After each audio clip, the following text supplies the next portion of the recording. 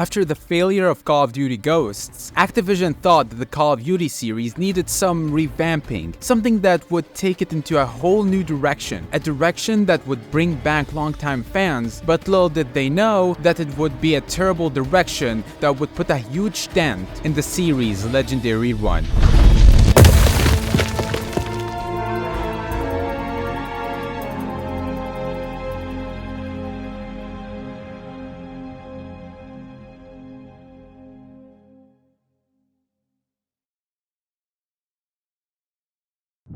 The first thing you'll notice in Call of Duty Advanced Warfare is its unusual Call of Duty setting, which is a futuristic one. Obviously, this affected not only the gameplay, but the look of it, which is, to be honest, not bad, but didn't hold up either. Everything looks fine for an Xbox 360 and PS3 era, but not the PS4 and the Xbox One. Lighting is kind of bland, and textures are good, but in some areas they're not. But models are actually kind of acceptable, so that's something, but they're acceptable for their time. As for the gameplay, it was obvious that they were trying to mix these new mechanics and the original Call of Duty together, which turned out to be a dulled-down version of Titanfall 2 gameplay. The game has some interesting mechanics though. For starters, there are a variety of abilities in this game, and in every mission, you get certain ones. I like the idea, as it freshens up your gameplay between missions. The boost jump makes missions feel faster, while abilities like the cloak are more reserved for slower, more stealthy missions.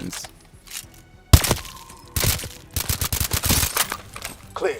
Speaking of stealth, it's very limited in this game, and the only barely real stealth you see is only in one mission. Other than that, the stealth takes a backseat for the entirety of the game. Something interesting I really want to point out is the gun's HUD. I really like how it looks and suits the game perfectly. Something else I would love to compliment is the quick time events in this game. They're full of action, and I loved every single second of them. You can also upgrade your equipment, and it makes a difference, but very slightly, but still something nice. As for the story, it's about Mitchell, a US Marine who lost his arm and his friend Will during a mission. After retiring from the military, Jonathan Irons, owner of a private military called Atlas and the father of Will, approached Mitchell and offered to fix his arm and another chance to get back into action. In my opinion, the story was a bit predictable, but played out in an unpredictable way. If the combat wasn't trying to merge itself with the Call of Duty combat, it would have been an excellent title on its own, not as a part of a series that started with World War settings, and for that, it deserves a 6.9 out of 10.